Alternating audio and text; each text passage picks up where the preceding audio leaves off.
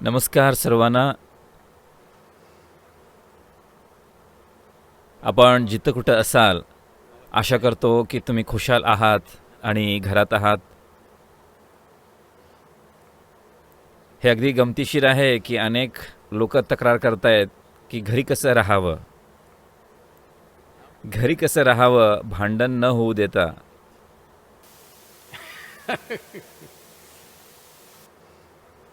म्हणूनच हे अतिशय महत्त्वाचं आहे माणसांसाठी की फक्त डोळे मिटून शांत बसायला शिकणं. तुम्हाला कुठलंही ध्यान माहिती नाही आहे, काही हरकत नाही, फक्त सहज डोळे मिटून बसा. डोळे मिटण्याचा हेतू एवढाच आहे की जर तुम्ही डोळे उघडले, आता पाचही इंद्रियांमधून तुम्ही माहिती घेत असता, पण दृष्टीतून जी माहिती मिळते ती सगळ्यात जास्त असते. माणसांना मिळणारी सगळ्यात प्रभावी माहिती म्हणजे दृष्टीतून. समजा तुम्ही सगळ्याच गोष्टी राजकीय दृष्ट्या संवेदनशील आहेत, पण समजा तुम्ही एक कुत्रा असता. आम्ही कुत्रा हा शब्द कशालाही कमी लेखण्याच्या हेतूने बोलत नाही आहोत, कारण असे अनेक मूर्ख आहेत जे अरे त्यांनी कुत्रा म्हटला, ते आम्हाला कुत्रा म्हणाले. आज कुत्र्यांची खूपच किंमत केली जाते, त्यांची माणसाहून जास्त काळजी घेतली जाते. असंच आहे आजकाल. तर समजा तुम्ही कुत्रा आहात, मग तुम्ही पाहाल तुमचा बाह्य जगाचा अनुभव हा जास्त वासावर अवलंबून असेल.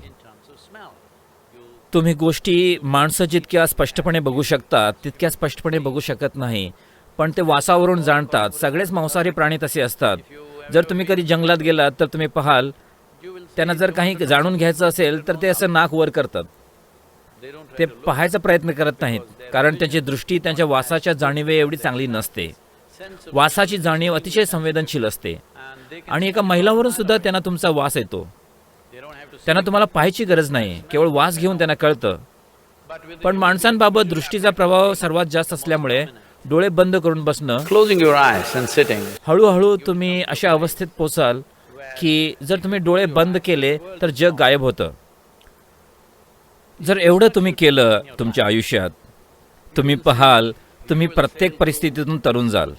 आयुष्यातल्या जीवन आणि मरण दोन्ही तुमच्यासाठी समस्या उरणार नाहीत. जर तुमच्याकडे एवढी क्षमता असली की जर तुम्ही डोळे बंद केले तर जग गायब होऊन जातं. तोच डोळे बंद करण्याचा हेतू आहे. तुम्ही हे शटर खाली केलं तर तुम्हाला काहीही दिसलं नाही पाहिजे, कारण डोळा म्हणजे फक्त एक कॅमेरा आहे. If you put the lens cap, it should not shoot anything. पण हे डोळे बंद झाले की स्मृतींचा खेळ चालूच असतो अविरतपणे, जे आपण आधीच गोळा केले त्यामधून. तर हा छळ चालूच आहे. यामुळेच जर तुम्हाला काम असेल तर तुमच्या समस्या असतील, जर तुम्हाला काही काम नसेल तरी तुम्हाला समस्या असतील. तर ही परीक्षेची वेळ आहे. तुम्ही घरी आहात म्हणून नाही, परीक्षेची वेळ. कारण कसं या परिस्थितीतून जायचं, देशाला किंवा जगाला या व्हायरसची विस्तृत लागण होऊ न देता. Infected by this virus. कसं निश्चित करायचं की यामुळे आपल्या समुदायांमध्ये मोठ्या प्रमाणावर लोकांचे बळी जाणार नाहीत. हे आव्हान आहे. त्यासाठी पुष्कळ काही करण्याची गरज आहे.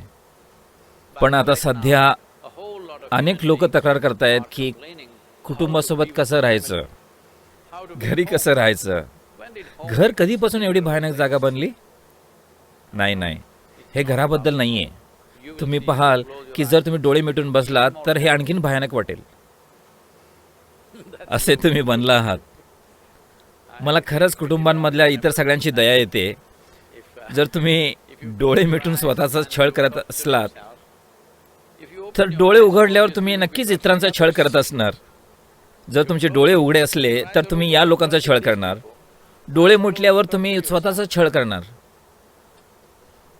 तुम्ही हे समजून घ्यायला हवं. जर तुम्ही एका जागी शांत बसलात तर तुमच्या मनात जे काही घडतं, जर तुम्ही याबद्दल प्रामाणिक असला आणि लक्ष देऊन पाहिलं की काय घडतंय, किंवा हे रेकॉर्ड करायची काही सोय असेल आणि जर तुम्ही हे रेकॉर्ड केलं आणि कुणाला सांगितलं नाही की हे तुमचं मन आहे आणि एखाद्या एक्सपर्टला म्हणजे मनसोपच्या तज्ज्ञाला वगैरे दिलात किंवा कुणालाही, जो कोणी हे पाहिल तो म्हणेल की हे एका वेड्या मनाचं मन आहे. बऱ्याचशा लोकांनी स्वतःला असंच ठेवलेलं आहे. म्हणूनच त्यांना सक्तीपूर्णपणे व्यस्त राहावं लागतं. compulsively busy. जर त्यांना काही करायला नसेल तर त्यांचा एखादा छंद असला पाहिजे. To have a hobby. त्यांना एका जागी बसता येत नाही. लोक जुन्या किल्ल्या जमवतायत, जुने स्टॅम्प, असं काहीतरी. मी काही याच्या विरोधात नाही आहे, पण तुम्ही समजून घेतलं पाहिजे की तुम्ही फक्त तुमच्या मनातला गोंधळ हाताळण्याचा प्रयत्न करताय. जर कशानेच काम झालं नाही तर तुम्ही दारू आणि ड्रग्ज घेता. Well, this is a time तर ही वेळ आहे जिथं तुम्ही याकडे लक्ष द्यायला हवं. तुम्ही स्वतः ते केलं नाही म्हणून व्हायरस आणि पोलीस लोकांना झोडून पुन्हा घराच्या आत पाठवत आहेत. अमेरिकेत आज सर्वत्र आर्मी दाखल झाली आहे. अमेरिकेचं सैन्य दल सगळीकडे तैनात आहे, सगळ्या शहरांमध्ये. लोकांना पुन्हा त्यांच्या घरात पाठवत आहेत. तर आता हे जबरदस्तीनं होतंय. म्हणून या वेळेचा उपयोग करून घेऊया, अंतर्मुख होण्यासाठी, डोळे मिटून सहज बसण्यासाठी, समजून घेण्यासाठी की तुमच्या मनाची नेमकी प्रकृती काय आहे. तुम्ही डोळे मिटले तरच तुम्हाला हे कळेल, नाहीतर तुम्हाला वाटत राहील की सतत जगाचं काहीतरी चुकतंय.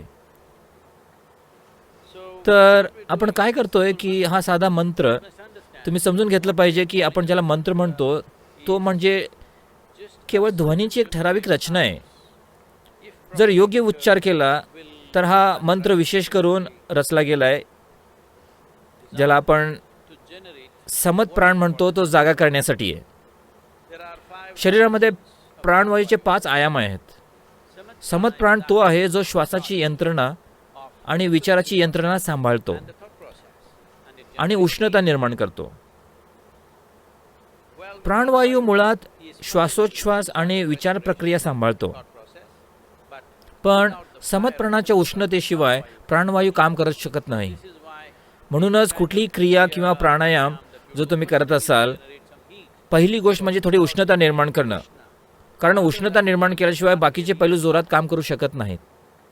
तर एक गोष्ट म्हणजे उष्णता निर्माण करणं, कारण ज्यामुळे रोग प्रतिकार शक्तीला बळ मिळतं. असं समजायला नको की आता मी माझी क्रिया करतोय तर मी बाहेर बेजबाबदारपणे फिरू शकतो. नाही, मी कधीच असं म्हटलं नाही की तुमची क्रिया किंवा मंत्र हा काही करोनासाठी उपाय आहे. तसं नाही आहे. हे तुमची यंत्रणा सशक्त करतं. जर आता तुम्ही भीतीपोटी करत असाल तर 4 ते 6 आठवडे लागतील फायदे मिळण्यासाठी. पण जर तुम्ही नियमितपणे करत असाल तर तुम्हाला फरक जाणवतो की कशी तुमच्या शरीराची रोगप्रतिकार शक्ती इतर अनेक लोकांच्या तुलनेत कितीतरी जास्त प्रभावी आहे. तर हे पॅकेज मंत्र आणि ईशा क्रियाचं तुमच्या यंत्रणेत समतोल आणेल. मला वाटतं हे उपलब्ध केलेले आहे. अजून नाही? आजपासून हे उपलब्ध होणार आहे. कृपया याचा उपयोग करा, तुम्ही जिथं कुठं असाल तिथं, कारण जीवनाने आपल्याला सुटी दिली आहे. त्याचा वापर आपल्या कल्याणासाठी करूया. गोंधळ आणि भीती यामध्ये वाया घालवायला नको. काही प्रश्न असतील तर. नमस्कार. पहिला प्रश्न आहे लावण्याकडून. सद्गुरू, 2 दिवसापूर्वी तुम्ही म्हणालात की व्हायरसला तुम्हाला मारायचं नाहीये. तुमचं शरीर हे त्यांचं घर आहे. काही लोक जे स्वतःला बुद्धिमान समजतात ते ट्विटरवर हे वाक्य संदर्भाशिवाय वापरून त्याची खिल्ली उडवतात. याबद्दल तुम्ही स्पष्टीकरण द्याल का की हे खरंच सत्य आहे का की व्हायरसला तुम्हाला मारायचं नाहीये?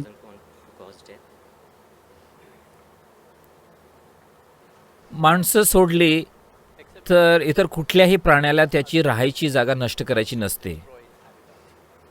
फक्त माणसंच आहेत जे असं करतात, पण ते सुद्धा मुद्दाम करत नाहीत. So they also don't do it by intent. अजाणतेपणे करतात. त्याच प्रकारे व्हायरस सुद्धा हे अजाणतेपणे करतो. त्याला तुमच्यामध्ये राहायचं आहे, पण तो जरा गोष्टी जास्तच करतो आणि तुम्ही आणि मी मरू शकतो. मी तुम्हाला हे सांगितलं पाहिजे. जेव्हा मी 17 वर्षांचा होतो तोपर्यंत मला मिझल्स होऊन गेल्या होत्या, टायफॉइड होऊन गेला होता, देवीची साथ लागली होती, माझ्या नाकावर अजूनही त्याची खूण आहे. सगळ्या प्रकारच्या गोष्टी, अगदी सगळं काही जे लहान मुलांना होऊ शकतं. पण या सगळ्यातून जाताना मी कधीच खचून गेलो नाही. टायफॉइड दुसऱ्यांदा आला तेव्हा सुद्धा, भरपूर ताप असताना सुद्धा मी खेळ खेळत होतो आणि अनेक गोष्टी करत होतो. एकच जमेची बाजू होती की शाळेत जावं लागत नव्हतं. तर मला या गोष्टी खूप आवडायच्या. ते त्याला जी काही नावं देत होते मला ते खूप आवडत होतं, कारण तुम्ही शाळेत जावं लागत नव्हतं. ती अधिकृत परवानगी होती दांडी मारण्याची. पण जेव्हा मी 17 वर्षांचा होतो तेव्हा मला कॉलरा झाला. आणि ही भयानक गोष्ट, 2 तासात जेव्हा मला लक्ष आलं त्यानं मला अक्षरशः आडवं केलं. मी जवळपास बेशुद्ध होतो. मला आवाज ऐकू येत होते, आई आजी रडण्याचे, की हातातून गेला आपला मुलगा. माझी आजी माझं नाक तपासत होती. अरे देवा, नाक गार पडलंय, संपलं सगळं. सगळेजण रडतायत आणि माझे वडील डॉक्टर होते. ते त्यांना जमेल ते करायचा प्रयत्न करत होते. मग अजून 2 डॉक्टर आले आणि खरंच मी पूर्णपणे बेशुद्ध होतो फक्त 2 तासात. पण पुढच्या दिवशी संध्याकाळपर्यंत मी उठून बसलो. त्यानंतर मी उठून इकडे तिकडे फिरू लागलो. त्यांनी मनाई केली आणि मला रूममध्ये बंद करून ठेवलं. पण मी म्हटलं किमान मला गच्चीवर तरी जाऊ द्या, म्हणजे मला थोडं फिरता येईल. मग त्यांनी मला गच्चीवर जाऊ दिलं. मग मला प्रश्न पडू लागला, आतापर्यंत मला अनेक गोष्टी झाल्या होत्या, मी त्यांचा आनंद घेतला, कारण त्यांच्यामुळे शाळेपासून सुटका झाली होती. पण इथं हा कुठला जंतू, त्याने मला असं काही आडवं पाडलं की जवळपास मी मरूनच गेलो. म्हणून मला जाणून घ्यायचं होतं. ते काही इंटरनेटचे आणि गुगलचे दिवस नव्हते ज्यांना तुम्ही लगेच विचारू शकता. म्हणून मी शाळेच्या लायब्ररीमध्ये गेलो आणि तिथल्या लायब्ररीयनला विचारलं आणि तिनं मला पुस्तक दिलं पॅथोजेन्स बद्दल. I had not heard that word till then. आणि मग मी हे पुस्तक वाचलं. त्यामध्ये अनेक प्रकारच्या गोष्टी होत्या, ते काय करतात आणि सगळं काही. मग मला हा प्रश्न भेडसावत होता की कशी ही छोटीशी अदृश्य गोष्ट मला खाली पाडू शकते. मग मी येऊन माझ्या वडिलांशी बोललो. ते एक यशस्वी डॉक्टर होते आणि मग त्यांनी मला अनेक गोष्टी समजावून सांगितल्या. आणि मी म्हणालो, मला हे अजिबात आवडत नाही. त्यानं मला जवळपास संपवलंच होतं. हे काय आहे? मग ते मला सांगत होते की या गोष्टी काय असतात. मी ते कधीच विसरलो नाही. आता सुद्धा मला त्यांनी बोललेला प्रत्येक शब्द आठवतोय. आणि मी त्या पुस्तकात जे वाचलं ते सुद्धा, कारण माझ्यासाठी हे खरं आव्हान होतं. जीवन हादरवणारी गोष्ट होती. म्हणून मी काही घाबरलेलो नव्हतो. पण हे एका हॉकी मॅचमध्ये किंवा क्रिकेट मॅचमध्ये हरल्यासारखं वाटत होतं. त्या प्रकारची भावना होती. तर हे जंतू म्हणजे काय असतात? बॅक्टेरिया, व्हायरस असे अनेक प्रकार आहेत त्यांचे. एक गोष्ट म्हणजे आता सध्या उदाहरणार्थ करोना. हे पहा, तो प्राण्यांमध्ये अगदी छान राहत होता, त्यांच्या कुणाचाच जीव न घेता. आता त्याने माणसावर उडी मारली आहे आणि अजूनही तो त्याच गोष्टी करतोय ज्या तो इतर कुठल्या प्राण्यात करत होता. पण आपण ते सहन करू शकत नाहीये आणि आपण कोसळतोय. ते सुद्धा आता स्पष्टपणे प्रस्थापित झालंय की बहुतांशी लोक ज्यांची रोग प्रतिकार शक्ती चांगली आहे ते बरे होत आहेत. पण ते लोक ज्यांची रोग प्रतिकार शक्ती कमजोर आहे ते दुर्दैवाने बळी पडत आहे त्याचे. याचा अर्थ काय होतो? याचा अर्थ होतो की त्याला जगायचं आहे, पण तो इतक्या आक्रमक प्रकारे जगतो की आपला जीव जाऊ शकतो.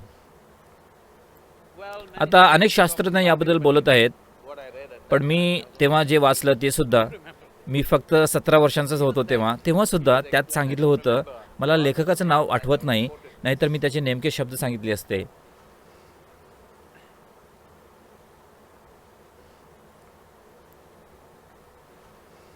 तेव्हा सुद्धा त्यांना स्पष्टपणे सांगितलं होतं की बहुतांशी बॅक्टेरिया आणि व्हायरस जे आपल्यात प्रवेश करतात, जे आत्ता आपल्या आत आहेत, जे अनेक प्रकारे आपल्या जीवन प्रक्रियेला सहकार्य करतायत, आपल्याला हानी पोचवत नाहीये. ते एकेकाळी पुष्कळ हानी पोचवणारे असू शकले असतीलही, पण त्यांना समजतं की जर ते तसंच जगत राहिले तर ते त्यांचीच राहायची जागा नष्ट करतील. म्हणून ते अधिक सुरक्षित आकार धारण करतात कालांतराने आणि मग आपल्याबरोबर जगायला शिकतात. ते इतर प्राण्यांबरोबर जगत होते आरामात. इतर प्राणी जगले अगदी आरामात त्यांच्यासोबत. हे जीवनाचं स्वरूप आहे की एकाच्या आत दुसरं, एकाच्या आत दुसरं, इतकी असंख्य जीव, अब्जावधी जीव जगतायत एकमेकात मिसळून. आपण सुद्धा तेच आहोत. अब्जावधी व्हायरस आणि बॅक्टेरिया आत्ता याच्या आत जगतायत. पण समजा तुम्ही मॅन्टोस टेस्ट केली, भारतीय लोक मी म्हणतोय, कारण आता सध्या गेल्या 3-4 आठवड्यात आम्ही पाहतोय की कोण फॉरेनर आहे, कोण भारतीय आहे. कुठल्या प्रकारच्या भेदभावामुळे नाही, आम्हाला माहीत करून घ्यायचं की ते कुठून आले. इटली, चायना कुठून आले. इटली आता चायनाच्याही पुढे गेलंय. खूप दुर्दैवी परिस्थिती आहे. पण म्हणजे उदाहरणार्थ जर तुम्ही मॅन्टोस टेस्ट केली भारतीय लोकांसाठी, जवळपास आपण सगळेच नापास होऊ. मॅन्टोस टेस्ट ही क्षयरोगाच्या विषाणूसाठी असते. जवळपास सगळेच भारतीय ही टेस्ट नापास होतील, कारण आपल्या सगळ्यांमध्येच पुरेसे ट्युबरक्युलोसिस बॅक्टेरिया आहेत. पण ट्युबरक्युलोसिस एक रोग म्हणून आपल्याला नाही आहे.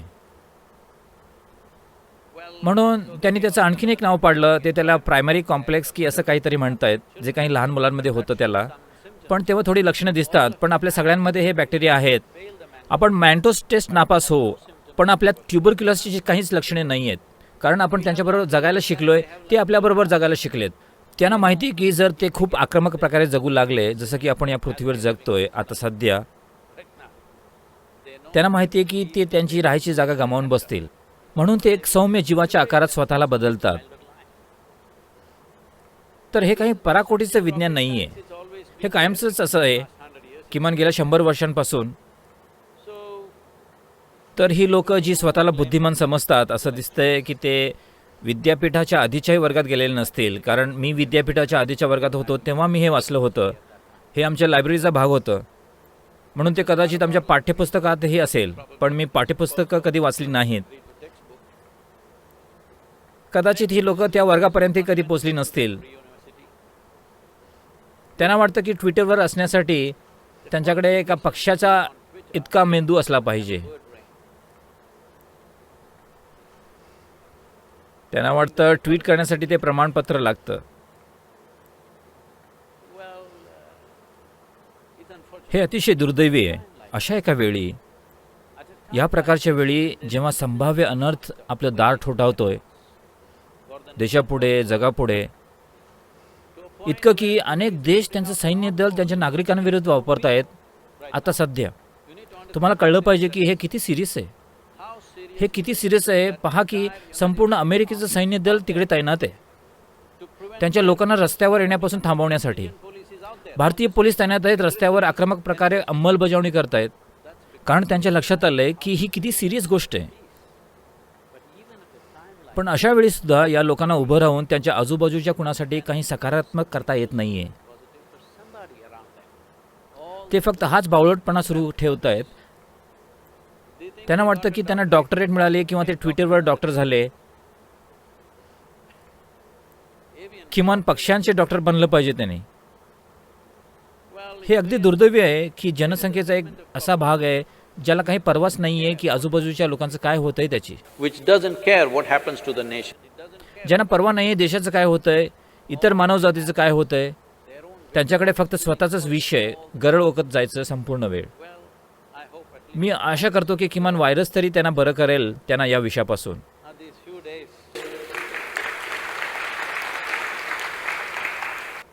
हे थोडे दिवस स्वतःबरोबर राहून मी आशा करतो की ते उभं राहून काहीतरी उपयोगी कामं करतील.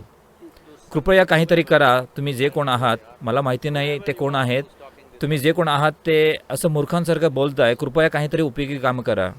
काय प्रॉब्लेम आहे तुमचा? मला माहिती आहे तुमचा प्रॉब्लेम काय आहे. मला त्याबद्दल आता बोलायचं नाही आहे. आता सध्या एक प्रचंड अनर्थ आपल्यावर ओढवतोय. जर आपण ही परिस्थिती योग्य प्रकारे नाही हाताळली तर आपण एका मोठ्या अनर्थाच्या दिशेने जातोय, जिथं लाखो लोक असेच मरून जातील. जेव्हा अशी परिस्थिती आहे तेव्हा तुम्ही करून करून एवढंच करू शकता. जेव्हा मी म्हणतो की ही ती वेळ नाही आहे आपल्या आरोग्य यंत्रणेवर टीका करण्याची, आपलं आरोग्य खातं, ही वेळ ती नाही आहे. सगळ्यांनी उभं राहून ज्या काही लहान सहान सकारात्मक गोष्टी आपण करू शकतो आपल्या आयुष्यात त्या करण्याची. कारण ही काही सामान्य वेळ नाही आहे. एक मानवी पिढी म्हणून आपण कधीच या प्रकारच्या परिस्थितीला सामोरे गेलो नाही आहे. लोकांना एवढं समजलं पाहिजे. आपण कधीच यापूर्वी या प्रकारच्या परिस्थितीला सामोरे गेलो नाही आहे. ही देशात झालेल्या युद्धांपेक्षा मोठी इमर्जन्सी आहे. ही तुम्हाला माहीत असलेल्या कुठल्याही परिस्थितीपेक्षा मोठी इमर्जन्सी आहे. हे खूप मोठ्या अनर्थाशिवाय टळून जाऊ शकतं जर आपण जबाबदार पद्धतीनं वागलो तर आणि आवश्यक सकारात्मक कृती केली तर. मी एवढीच विनंती करतो त्यांनासुद्धा, हरकत नाही त्यांच्याकडे पाखराच्या आकाराचा मेंदू असला तरी पाखरंसुद्धा योगदान देऊ शकतात. मी म्हणतोय. पुढचा प्रश्न आहे मनीषाकडून. आम्ही असं ऐकलंय की आपल्या परंपरेमध्ये अनेक मार्ग आहेत प्रतिकारशक्ती वाढवण्याचे घरी असणारे पदार्थ वापरून. तर घरगुती उपाय वापरून प्रतिकारशक्ती कशी वाढवावी यावर तुम्ही प्रकाश टाकाल का? रोग प्रतिकारशक्ती वाढवणं हे एका रात्रीत होणार नाही आहे. आपण हे समजावून घेतलं पाहिजे. साधारणपणे माझा असा समज आहे, लोकांच्या जीवनशैलीकडे पाहून, खाण्याच्या सवयी पाहून मला वाटतं हे तपासून पाहिलं पाहिजे. हे वैद्यकीय दृष्ट्या सुद्धा तपासून पाहिलं पाहिजे. मला वाटतं Southern Indian people are दक्षिण भारतीय लोकांची रोग प्रतिकारशक्ती जगभरातल्या इतर अनेक लोकांपेक्षा चांगली आहे. पण खाण्याच्या सवयी, इतर गोष्टी, हवामान आणि इतर पैलूंमुळे. तुम्ही हे समजून घेतलं पाहिजे की उष्णकटिबंधीय हवामानात इतर कुठल्याही जागेपेक्षा जास्त जीव असतात, सूक्ष्म जीव जंतूसुद्धा, आणि त्यांची संख्या आणि विविधता खूप जास्त असते.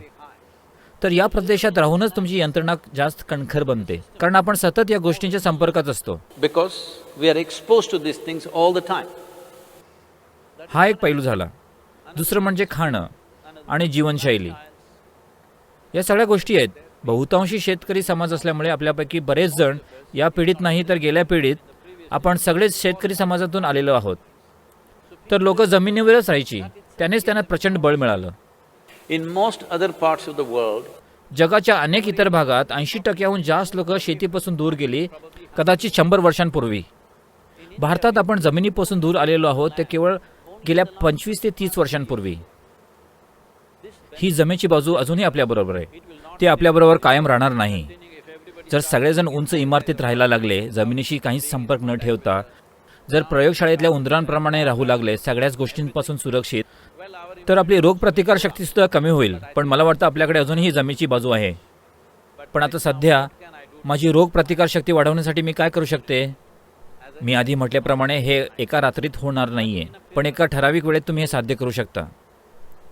अगदी सामान्य गोष्टी ज्या उपलब्ध असतात त्याबद्दल बोलतो. एक गोष्ट म्हणजे, मी हे तुम्हाला सांगायला हवं, आम्ही पवित्र भस्म लावणारी लोक आहोत. आम्ही कायम भस्म लावत असो या ना त्या प्रकारे. there are different types of ashes if you know how to use it. वेगवेगळ्या प्रकारची राख असते. जर तुम्हाला ती कशी वापरायची माहीत असेल तर. मी त्याच्या सूचना तुम्हाला इथं इंटरनेटवर देऊ शकणार नाही, पण जर तुम्ही ती योग्य प्रकारे वापरायला शिकलात तर त्यांना फायदा होतो. कडुलिंब देशभर उपलब्ध आहे, डोंगराळ भाग सोडले तर. रोज कडुलिंबाची पानं खाणं. हळदसुद्धा उपलब्ध आहे. आजकाल ते नॅनो हळद असंच काहीतरी निर्माण करतायत, जिथं हळदीचं आत्मसात करण्याचं प्रमाण सामान्य हळदीपेक्षा कितीतरी पटीनं जास्त असतं. ते सुद्धा तुमची प्रतिकारशक्ती खूप वाढवतं. जर तुम्ही आवळे मधामध्ये रात्रभर भिजवले, त्यात काळी मिरी घालून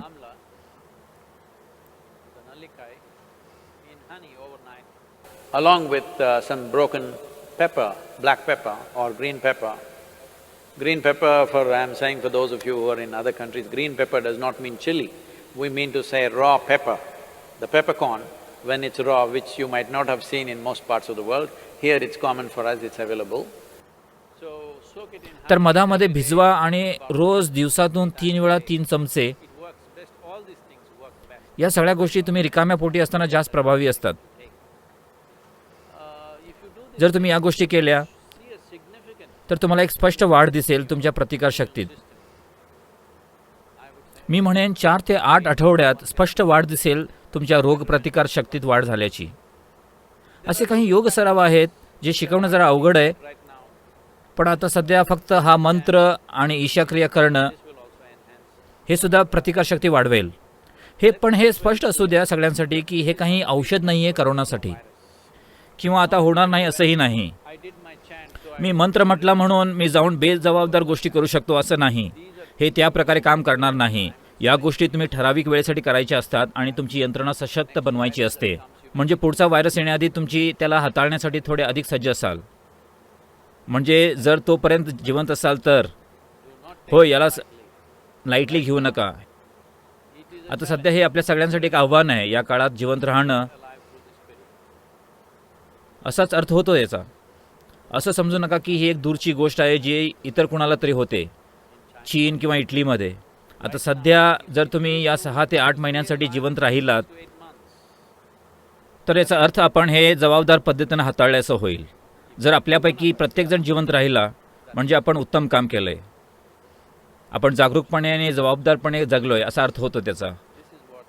दुर्दैवाने सरकारांना याची सक्ती करावी लागते, कारण बऱ्याच लोकांना लक्षातच येत नाही आहे की हे आवश्यक आहे आणि त्यांना वाटतं आहे की ही कुठली तरी भाकड कथा आहे. ही भाकड कथा नाही आहे. हे एक संभाव्य संकट आहे जे आपल्याला योग्य प्रकारे हाताळलं पाहिजे.